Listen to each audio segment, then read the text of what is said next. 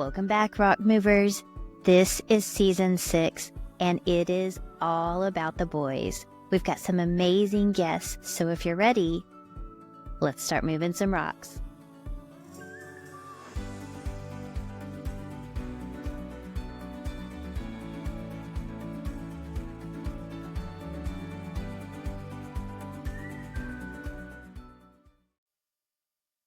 Hey, welcome back, Rock Movers. Season 6 is all about the men, and today I have one of my favorite boys on the podcast. Y'all, it's Larry Roberts. You know him as the Red Hat guy, but I know him as a brother from another mother because Larry Roberts is basically family to our house, and he's amazing. So I can't wait for you to get to know him today. Let me tell you a little bit about Larry. After experiencing burnout in the corporate world, the visionary behind the Red Hat Media brand embarked on a journey into the dynamic world of content creation and tech-driven opportunities. His mission was clear: to ignite his passion as an innovative creator, a goal which he has achieved with remarkable success. Although he is a very humble guy, you would not know how amazing this success has been for him. I think it's even blown him away. Would that be fair to say? It's fair to say. Since 2014, he's carved out a defined niche in the podcasting landscape by leveraging AI and tech. He's a regular on ABC's Good Morning Texas here in Dallas and a keynote speaker at major events. If you've ever been to PodFest, you know you've seen him walking around. He's been in Entrepreneurs Organization, EO, eWomen Network, and Podcast Movement. He's an award-winning host on several highly ranked podcasts, and he's a best-selling author. So when I say this guy is doing it all, he is literally all over the place. You know him, the Red Hat guy. Larry, thank you to for coming to the podcast and being a part of the Rock Movers. I'm apparently fangirling this morning, and I can't even talk. So welcome. It's okay. It's okay. We can both just breathe through it. It's okay. But no, I really appreciate you having me here. We've been talking about this for a long time, and I'm glad we finally found the opportunity to do it. Yeah, me too. I appreciate you so much. And yes, we have tried to get this on. Unfortunately, your schedule has just been so busy. So thank you for taking time today to just spend a little time with our Rock Movers and share a little bit about your story. Because for those that don't know, I got started podcasting in 2020, and Larry has been instrumental in how I've grown my podcast, how it's evolved. So if you've seen the different evolutions, chances are Larry Roberts was probably the instigator behind it. And I'm sure at times he was like shaking his head going, Karen, oh no, just ask me for help. I'm bullheaded and I'm going to learn it the hard way. But you've been instrumental for my business and my podcast. So thank you for that. No, thank you. I appreciate the compliments. And it's funny because I'm very similarly built in that I have to make every mistake I possibly can before I actually start listening to people. So I think my bullheadedness and my determination to do it my way has been instrumental in my growth. And you started podcasting in 2020, and I started in 2014. So I got a few years on you there. But when I first started, I didn't need no podcast. I remember specifically because Podcast Movement is actually based out of Dallas. And I remember when I first found out about that conference, I'm like, I don't need no stupid conference. I don't need nobody to tell me how to podcast. I'm doing it my way. I'm doing my thing. Right. And well, it didn't quite work out the way I intended. But, and honestly, I started learning the industry after I went to my first Podcast Movement. I think it was 2019. I went to Podcast Movement. And then in 2020, I went to my first PodFest, and I got, it was just by a slim chance of fate, I met Chris Kremitzos, who was the founder of PodFest. We became best good pals, and now I help co-produce the entire event as well as write their newsletter every week. So podcasting quickly became the foundation of everything that I do. It's been beautiful to watch. Also because it's just so genuinely and heartfelt. The process, I guess I want to say, because you really get involved with your clients. You want to see them succeed. You want their message, their voice, their influence, who they are to show through in everything from thumbnails to the bio, to the show, to the sound. You pursue excellence, but you don't do it at a cost of sacrificing the message of the messenger. No, And it's 100% true, and it's just like the red hat. yeah. A lot of people don't know why I wear a red hat. They're like, "Why did he randomly choose a red hat?" But there is a story behind it, and the story is it revolves around two. Over the years, I probably went through a dozen quote unquote brands Hmm. trying to find the brand that sticks, whether it was readily random, whether it was my first podcast, which we're not even going to say the name of that because it was a bit of a naughty innuendo, It to was a little podcasts on the edge. little on the edge. It wasn't explicit, but it was a little on the edge. But I had a brand called Podcast Boost for a time. I Hmm. mean, I just tried all these things to force these brands into place, and they just didn't work until the red hat came about, and it stuck because it's genuine. I always wear hats anyways. The red hat story. Well, I'll just tell it real quick. Yeah. I was speaking at an event, and I don't know if you can see it back there, but it's in a display case. The actual Yeah, hat we can see it. that started it all. So I had an event in Tampa, Florida, at the Amalie Arena where I was speaking, and I had that hat on. It's a Supreme hat. Supreme's just a lifestyle brand that all those wacky kids are wearing. And so I wore it out there trying to be cool and Hmm. youthful. And I came down off my talk, and a good friend of mine, Alex Sanfilippo, he's also the founder of Podmatch, which is a great guesting platform and hosting Yes. platforms for podcasters. Love Uh, it. he goes, he goes, "Hey, bro, what's up with the Supreme hat?" And I go, "I'm just trying to be cool." And he goes, "Well, are they sponsoring you? Are they paying you to wear it on stage?" I go, "No." He goes, "Then don't wear it on stage." He goes, "But I love the red because I can literally see you all the way across the arena." Yeah. So that really resonated with me, and I went home after that event and I tossed the Supreme hat into the closet. This was before I realized it was a real brand baseline, Hmm. and I bought at the time they were $6 unbranded red flat billed hat. Slapped it on, tilted it 5 degrees to the right, and we're off to the races. And I literally within months started being recognized as the red hat guy. And I didn't really know that it was sticking the way that it was sticking. But about 6 months, maybe even not 6 months after that event, I was at Bitcoin Miami, which is a massive 3-day event. 30 plus thousand people are in Yeah. attendance. And over the course of those 3 days, multiple people I had never met came up to me and asked, "Aren't you the podcast guy?" And I'm like, "Yeah. How would you know that?" And they go, "Oh, the Hmm. red hat." And I was just like, "Oh my gosh, Yeah. this thing It's a is thing. real. It's a real thing." Yes. So I went home after that event and I changed my business name. I changed all my branding. I changed Hmm. everything. And it just exploded from there.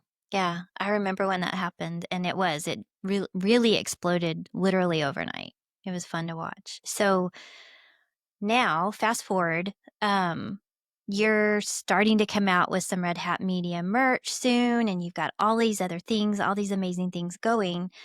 But one of the things that I know you best for is how you have an insight to help people really have their voice heard through the modality of media. So let's talk about the rocks that you help people move, because this show's all about moving rocks. Sure. And we can use my show as an example of how some things that we've done that have changed it, changed the tonality, changed the marketing. Or if there's another show that you've done you want to talk about, totally open to that. But they can see mine because they're on it. Sure. And it's just been, to me, it's been two things.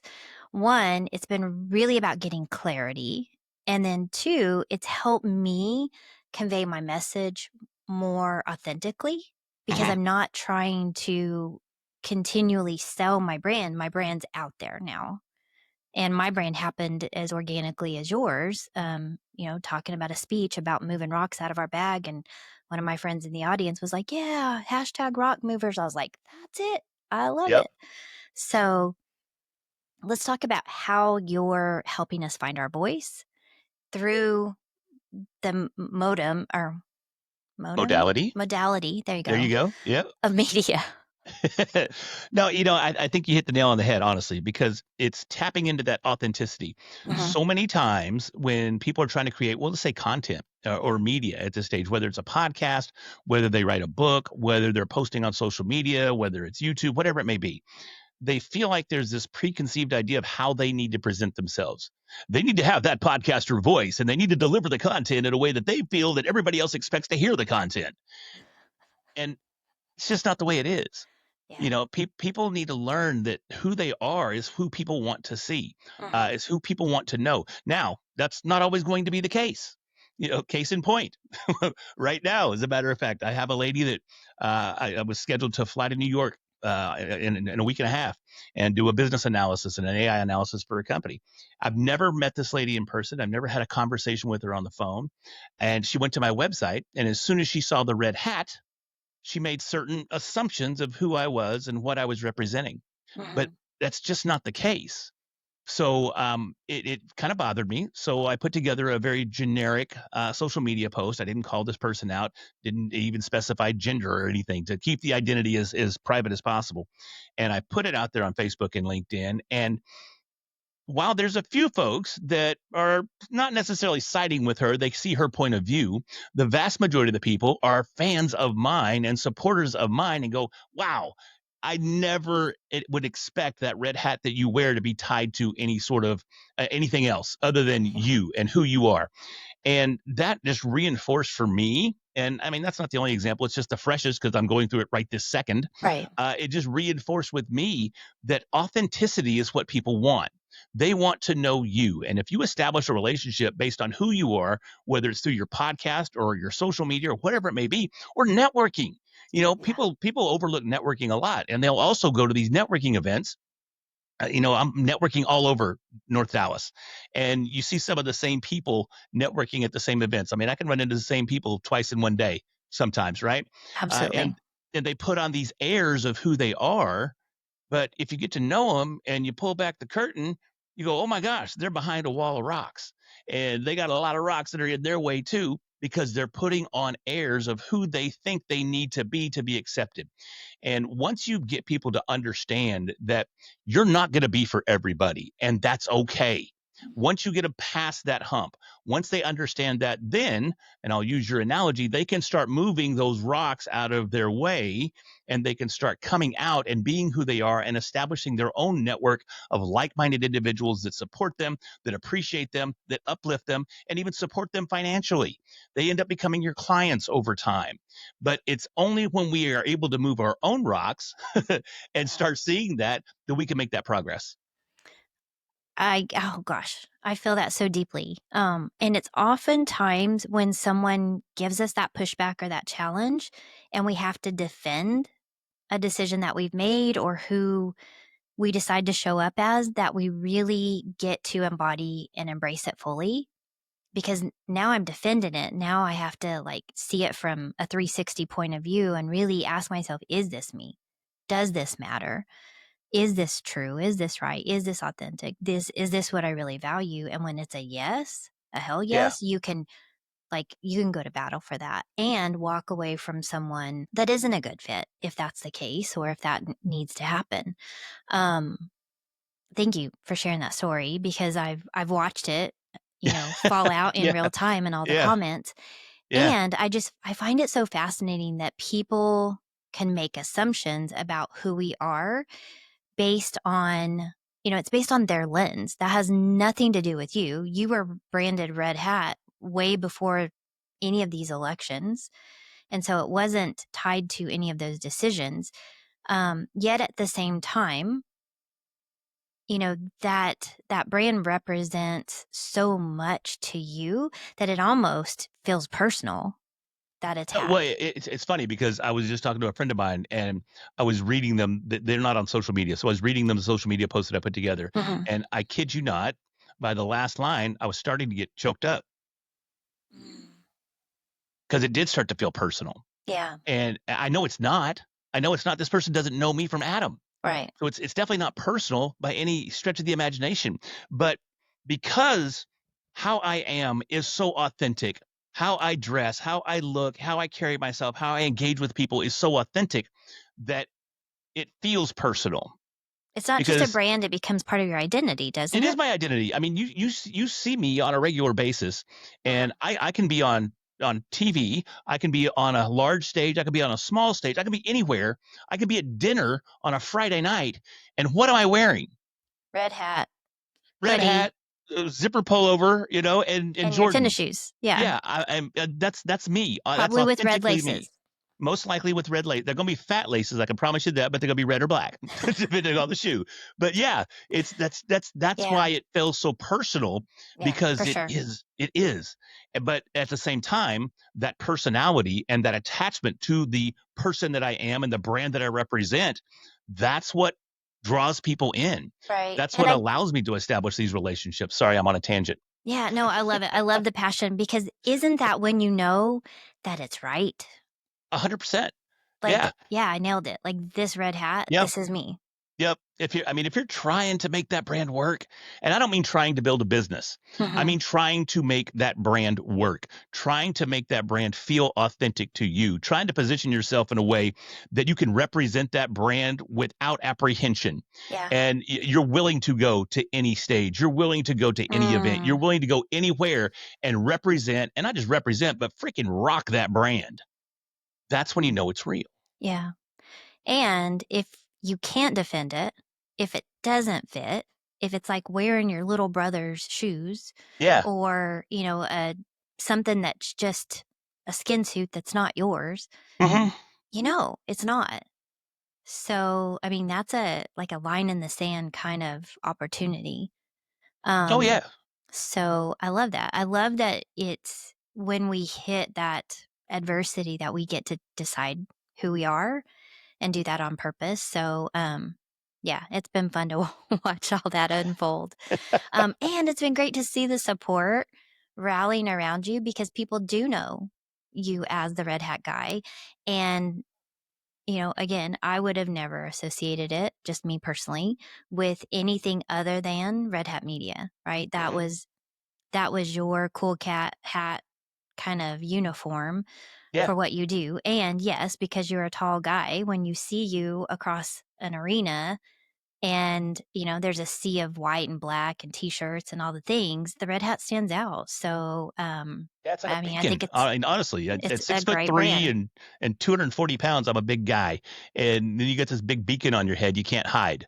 And I mean, Yeah. I'll let you in on a little something. Sometimes I want to take it off. Sometimes sometimes I need to run to my If you hotel wanna room, hide, you and can take it off, and then nobody nobody would know knows who who I you was. are. No one would have a clue. Who's that guy? I don't know. You no idea. That's Larry's other brother. Yeah. Um, okay, so, love all that. So let's talk about what you've done and what you do for people because you do, podcast audits, Yeah. Yeah. and, we've just, dove into my podcast just probably shallow, but let's talk about how you go through that process, what it looks like if someone was listening to this and they're like, "Yeah, like, this guy's amazing. He's doing all the things. He's using AI in a way that, or, you know, posing AI in a way that I haven't heard before. He's making it Mhm. really user friendly and making me feel more comfortable about diving into it.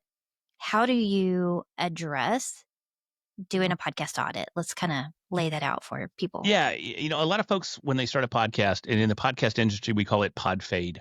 They Mm, usually make it about 3 to 7 episodes, and once they realize they're not the next Joe Rogan, they go, "Oh, this isn't for me. I it's can't make it work. happen."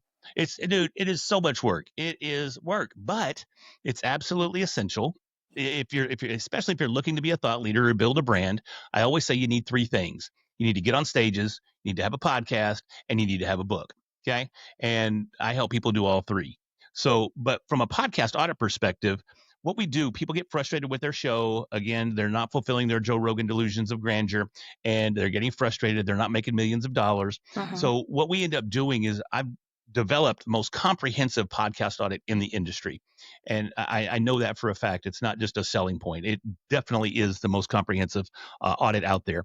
What we end up doing is looking at about 22 different components of a podcast, whether it's the title of the podcast, whether it's the description of the podcast, whether it's the cover art of the podcast, distribution, audio quality, host technique, Yeah, uh, you name it. There's no stone unturned, right? No rock that we don't move when we're looking at those podcasts. How'd you like that callback? I love Uh, it. and we end up with at the end of it, you end up with about a 12 to 13, maybe 14 page ebook Yeah, completely about your podcast. And it's at the end amazing, of it, y'all. it's insane. And at the end of it, we usually have 10 to 12 action items that you can take to start immediately seeing improvements in your show. And then on top of that, after we deliver the audit, We give you a couple days, maybe a week, really as much time as you want to Mhm. review the audit and come up with a list of questions. And then we also include 1 hour of one-on-one consulting to discuss the audit and address any questions or concerns that you may have. So I've seen that. I've probably done 75 of these audits over the years, and people have seen tremendous changes in their show. They've seen their engagement increase. They've seen their reach increase. They've seen their downloads increase. It's just a great asset to have. Yeah, it's amazing. So let's talk about the things that you notice right away when you look at any podcast. Like, what are the first things that you feel like make a great impression or can turn you away from a podcast? Well, the first thing that people see is the cover art. Okay. Mhm. And the goal with cover art is we call it stop the scroll. Because if you're going on a podcast platform, you're thumbing through all these different shows, looking at a particular genre, whatever it may be, and you have to have a piece of cover art or the brand of that podcast to catch somebody's eye and make them stop and go, oh, that looks kind of cool. What's that? What's that all about? Yeah. Once you've got them there, the second most important thing is the title. Okay, because they read the title and they go, okay, the cool looking cover art. What's the title of the show? If the title of the show doesn't deliver a unique listing proposition or clearly tell them what that show's about, odds are they're going to scroll on.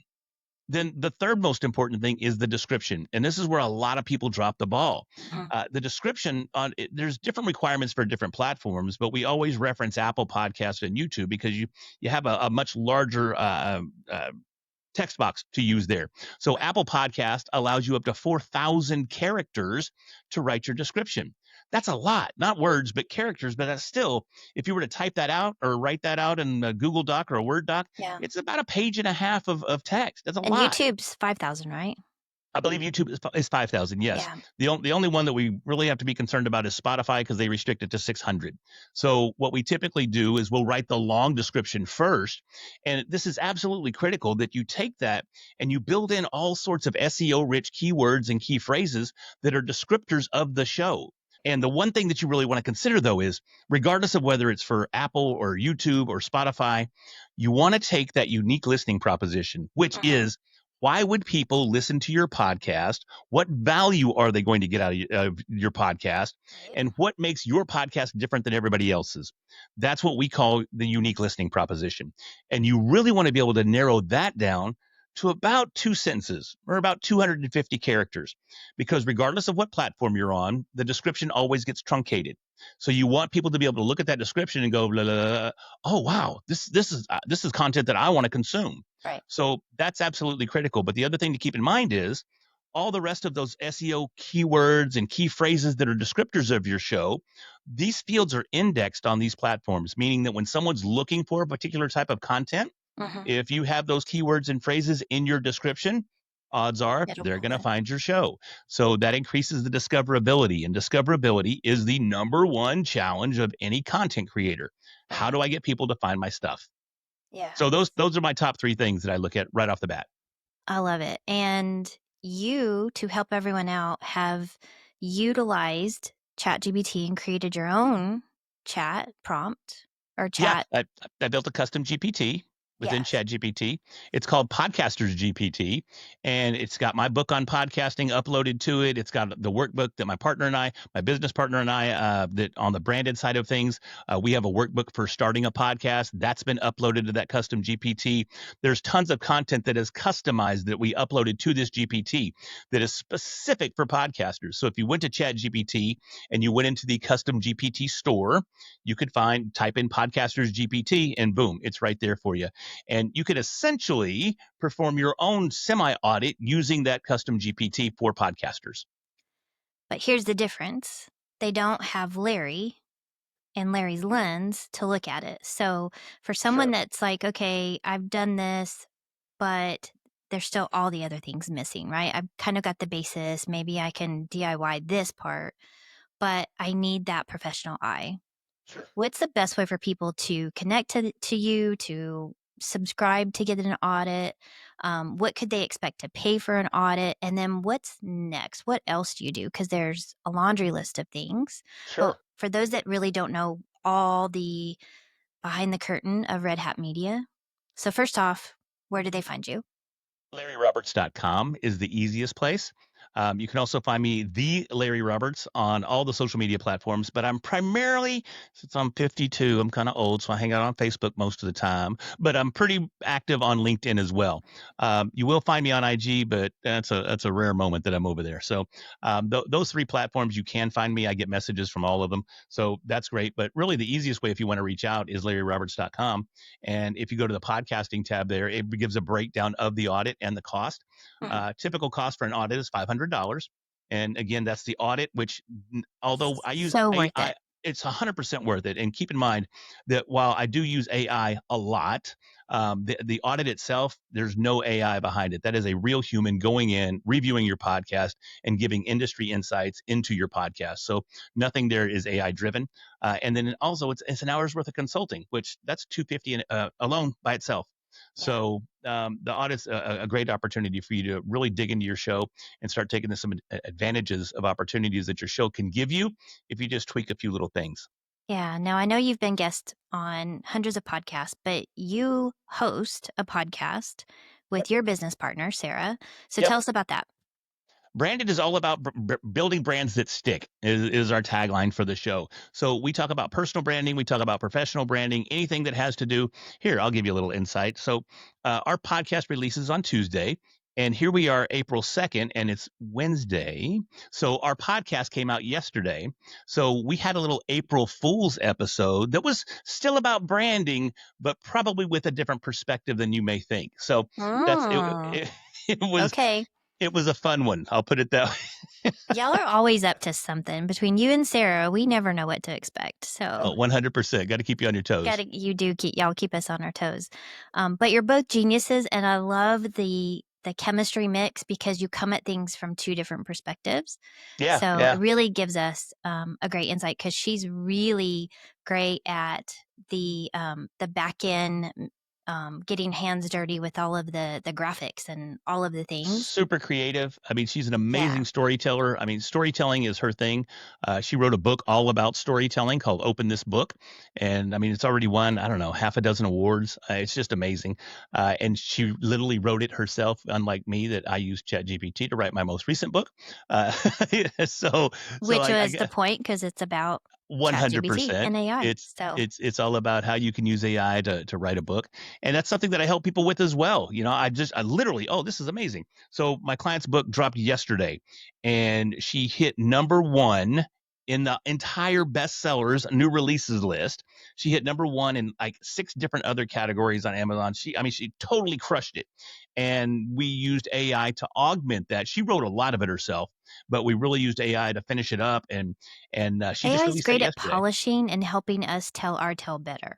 100%. 100%. And you know, it's funny you said something about AI before. Oh, talking about using the custom GPT. Mhm. You know, you can get AI to help you there with an audit, but you don't have my professional lens or my experience to really dig deep and explain things. And that's that way with AI in every regard. Right. You know, AI is a tool, nothing more. It's not a replacement. It's to help. It's like a collaboration tool, great for brainstorming and Mhm. polishing and establishing that original idea. And I mean, I'll be honest, I use it all the time. I use it. I tried to log on to ChatGPT yesterday and it was down and I had a panic attack.